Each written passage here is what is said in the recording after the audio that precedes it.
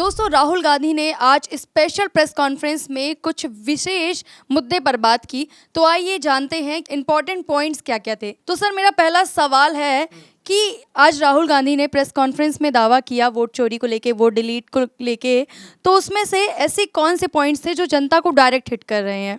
देखिए अंकिता जी, वैसे तो स्लाइड बहुत बड़ा था और चूंकि राहुल गांधी जी जब भी आते हैं बड़ी तैयारी के साथ आते हैं, समय लगाते हैं, लेकिन जो चीज़ें होती हैं बड़ी डिटेल के साथ लेकर के आते हैं ताकि कोई ये सवाल ना उठा सके कि आप इसका जवाब दीजिए, कल उसका जवाब दीजिए। क्योंकि राहुल गांधी जी को पता है कि जैसे ही वो कुछ रखेंगे, उनके जो पीछे जो ट्रोल आर्मी को छोड़ा गया है, उनको बदनाम करने की कोशिश की गई है, वो उनसे कहीं ना कहीं वो जो इनका प्रेजेंटेशन है, जो ये सच्चाई निकाल कर आ रहे हैं, उस पर कहीं ना कहीं गलत इम्पैक्ट जाएगा। और आप देखेंगे कि किस तरीके से राहुल गांधी ने जब पिछली बार जब उन्होंने प्रेस कॉन्फ्रेंस किया था, वोट चोरी का आरोप लगाया था, कई सारे खुलासे किए थे, जिसमें एक विधानसभा में ही लगभग 1,250 वोटों की चोरी होती है। किस तरीके से वो 5 पैटर्न लेकर के आते हैं और अगले दिन मीडिया पहुंच जाती है, उस घर पर पहुंच जाती है मीडिया, जहां पर एक ही कमरे में 80 वोट पाए जाते हैं। राहुल गांधी ने ऐसा खुलासा किया था, लेकिन जब मीडिया जाती है तो सच में हकीकत में कुछ नहीं होता। यानी राहुल गांधी के उन आरोपों को देखा जाए तो सच साबित होता है और ये बड़ी मीडिया प्रूव करती है। तो देखिए, राहुल गांधी जो भी करते हैं बड़े सबूत के साथ करते हैं और 5 एविडेंस आज वो इंपॉर्टेंट जो है 5 एविडेंस लेकर के आए हैं जिससे वो खुलासा किए हैं। मैं बारीकी से बात करूं, ज्यादा समय नहीं लगाऊंगा अंकिता जी। पहला उन्होंने एविडेंस दिया वो जो है गोदाबाई का, और उसमें देखेंगे किस तरीके से उन महिला का, बुजुर्ग महिला है, और वो वीडियो दिखा रहे हैं और वीडियो में ये महिला बता रही है कि हमें कुछ पता ही नहीं है। राहुल गांधी जी ये कह रहे हैं कि गोदाबाई जो महिला हैं, उनका नाम लेकर के जो है 12 लोगों के वोटर लिस्ट से नाम काट दिए जाते हैं। और देखेंगे, मैं आपको दिखाना चाहूंगा और मैं कैमरामैन से कहूंगा कि एक बार दिखाएं। और ये तस्वीरें जो हैं, ये राहुल गांधी ने स्लाइड में किस तरीके से दिखाया, हालांकि डिस्प्ले पर भी दिखेगा। देखेंगे इस पर किस तरीके से गोदाबाई ऊपर नाम लिखा हुआ है और लिखा हुआ है कि someone create fake logins in Godabai's name to deleted 12 voters. यानी कि गोदाबाई के नाम से किसी ने फेक आईडी बनाई और उनका नाम लगा करके 12 लोगों के नाम काट दिए जाते हैं। और जो नाम कटते हैं मैम, उन सब की तस्वीरें और उन सब का जो है यहाँ पर ये आइडेंटिटी दी गई है, नाम दिया गया है, बूथ संख्या सब दिया गया है। पहला एविडेंस है। दूसरा इसमें एविडेंस है, और थोड़ा इसमें पहले एविडेंस में दूसरा पॉइंट ये है, ये दिखाइए जरा। इसमें ये देखिए, ये इस गोदाबाई वाले में मेटल में देखिए कि mobile numbers from different states where use to delete 12 neighbours. यानी कि ये बताया जा रहा है कि जो नंबर्स हैं, जो टेलीफोन नंबर्स है, फोन नंबर्स है, माफ कीजिएगा, फोन नंबर्स जो हैं अलग अलग स्टेट से जो है ऑपरेट किए जा रहे हैं। और उसमें जो नंबर हैं, कुछ नंबर जो है स्टार्टिंग के बताए गए, हालांकि पूरा नंबर नहीं दिखाया जा सकता, प्राइवेसी का ये थोड़ा होता है। तो राहुल गांधी ने यहां पर यह खुलासा किया है। अब दूसरा एविडेंस जो आ रहा है वो आ रहा है सूर्यकांत जी का। सूर्यकांत जी और एक फीमेल जो होती हैं, उनका नाम होता है बबीता जी। ये दोनों चेहरे जो होते हैं इस पूरे प्रेस कॉन्फ्रेंस का प्रमुख चेहरा होते हैं। वो इसलिए क्योंकि राहुल गांधी ने इन दोनों चेहरों को इसलिए बुलाया अपने स्टेज पर, उस प्रेस कॉन्फ्रेंस के जगह पर जहां पर राहुल गांधी जी प्रेस कॉन्फ्रेंस कर रहे थे, क्योंकि ये दोनों चेहरे ऐसे हैं जिनके नाम पर फेक आइडेंटिटी बना करके वोट डिलीट कर दिए जाते हैं।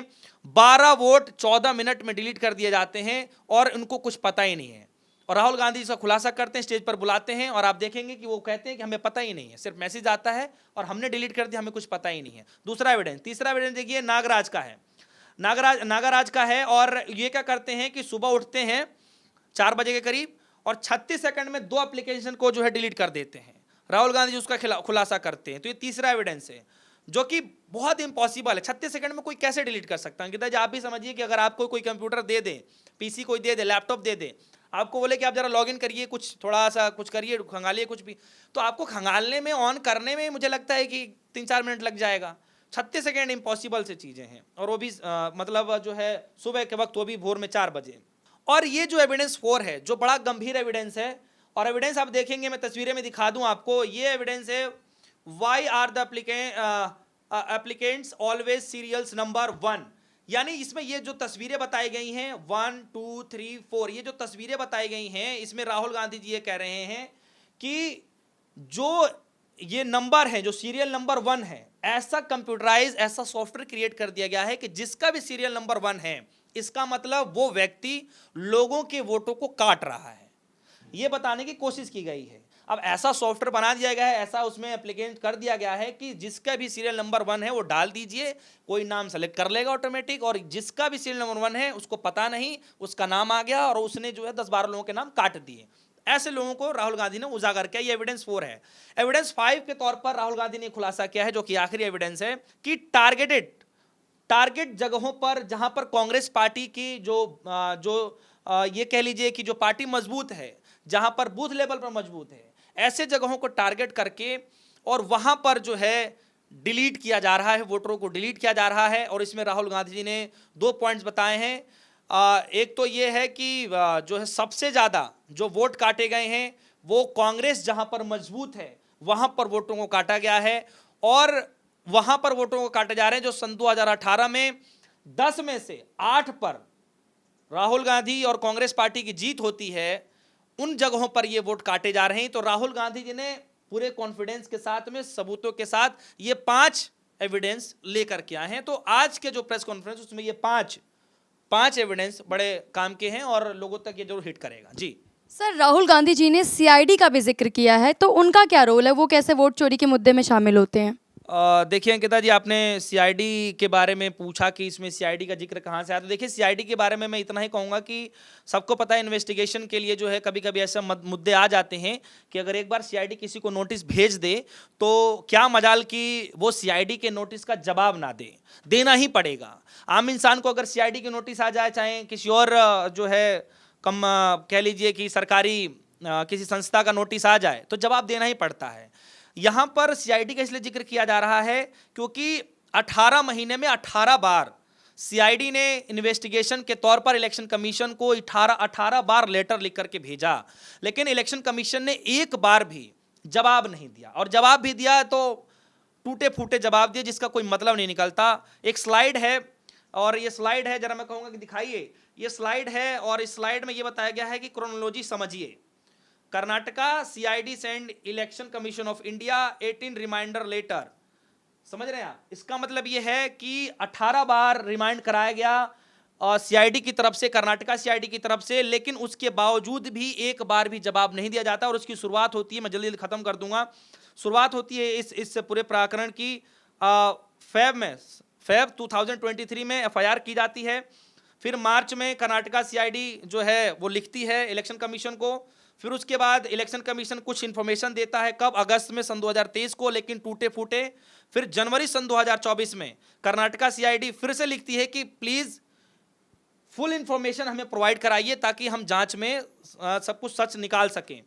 और आज का जो डेट है, टिल डेट तक, ये समझिए सितंबर चल रहा है, और राहुल गांधी जी बता रहे हैं कि कुछ दिन पहले फिर से सीआईडी की तरफ से लेटर लिखा गया है इलेक्शन कमीशन को कि आपको फुल इंफॉर्मेशन देना पड़ेगा। और आज तक, अभी तक कोई भी सबूत, कोई भी जो है डॉक्यूमेंट्स इलेक्शन कमीशन के द्वारा सीआईडी को नहीं भेजा गया। इसीलिए इस पूरे प्रेस कॉन्फ्रेंस में सीआईडी का जिक्र किया गया, जो कि बहुत अहम है और जरूरी भी है। सर, मेरा अगला सवाल है कि राहुल गांधी जी में इतना कॉन्फिडेंस आता कहाँ से है? वो कह रहे हैं कि महाराष्ट्र में वोट चोरी हुई है, और महाराष्ट्र में ही नहीं, बिहार, यूपी, हरियाणा, इन सभी जगहों पे भी वोट चोरी हो रही है। तो इसी के बारे में आप कुछ बताएं सर।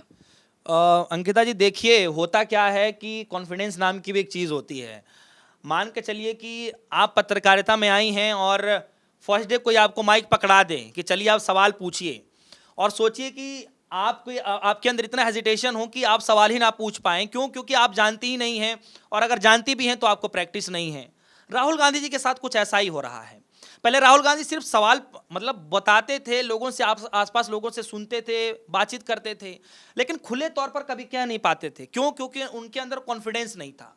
लेकिन जब उन्होंने कहना शुरू किया तब उनको पीछे से सपोर्ट मिलना शुरू हो गया।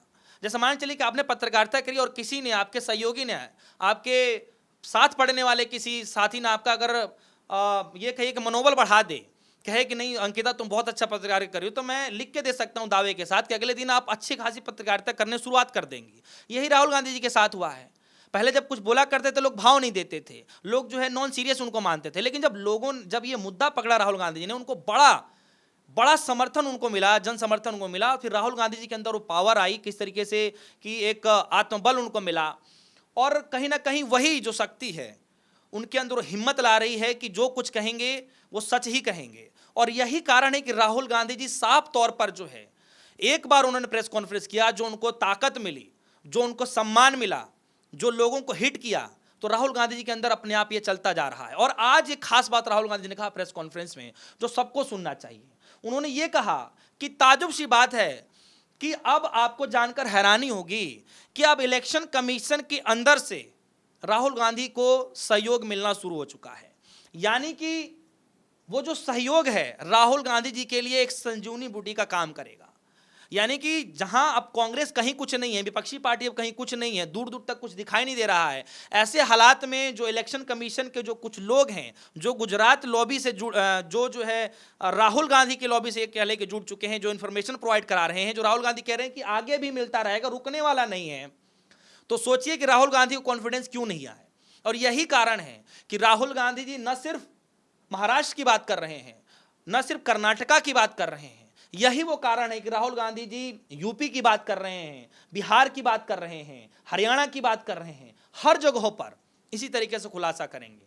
जाहिर सी बात है अंकिता जी कि जब एक दो जगह ये गलतियां मिलेंगी, क्योंकि इतनी बड़ी आबादी होती है एक प्रदेश में, तो जाहिर सी बात है कि अन्य प्रदेशों में होना मुमकिन है। कहीं ना कहीं ये चीजें उनको अंदेशा लग चुकी है, तो ये कॉन्फिडेंस वहां से आ रहा है, अगर मैं कहूं तो। जी सर, मेरा आखिरी सवाल है कि आपको क्या लगता है कि अगला खुलासा कब हो सकता है और क्या राहुल गांधी अपनी बात को प्रूव कर पाएंगे?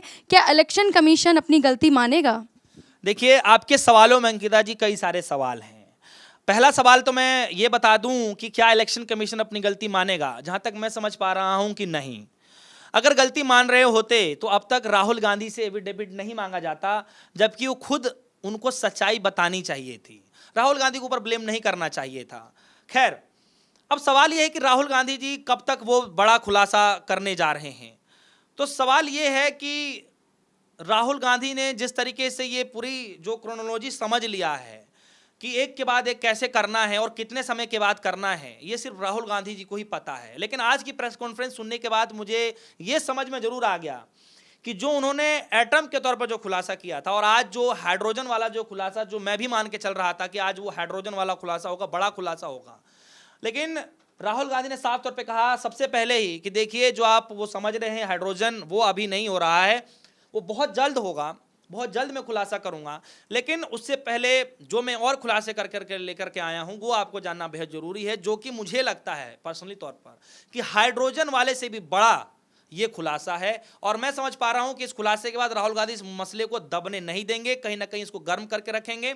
इसीलिए कुछ समय के बाद, अब टाइमिंग देखिए, जब पहला प्रेस कॉन्फ्रेंस किया था और तब से लेकर आज तक लगातार वोट चोरी के मसले चलते हैं। राहुल गांधी जहां जाते हैं सिर्फ वोट चोरी के मसले को उठाते हैं। और जब से अब ये खुलासा किया है, अब ये प्रेस कॉन्फ्रेंस किया है, आप मान के चलिए कम से कम 2 हफ्ता तो ये जाने वाला है इस मसले पर। जब 2 हफ्ता जाएगा, अगला बार जो खुलासा करेंगे राहुल गांधी, वो हाइड्रोजन वाला करेंगे। और उससे मुझे लगता है कि सिर्फ इस महीने का वक्त है, मुझे लगता है दिवाली के बाद ये खुलासा हो सकता है। जी, तमाम जानकारी के लिए धन्यवाद सर। दोस्तों, कमेंट बॉक्स में अपनी राय ज़रूर दें कि आपको क्या लगता है कि अगला खुलासा कब हो सकता है और क्या राहुल गांधी खुद को सही प्रूफ कर पाएंगे। धन्यवाद। ऐसी खास खबरों के लिए जुड़े रहे DS4 न्यूज़ के साथ।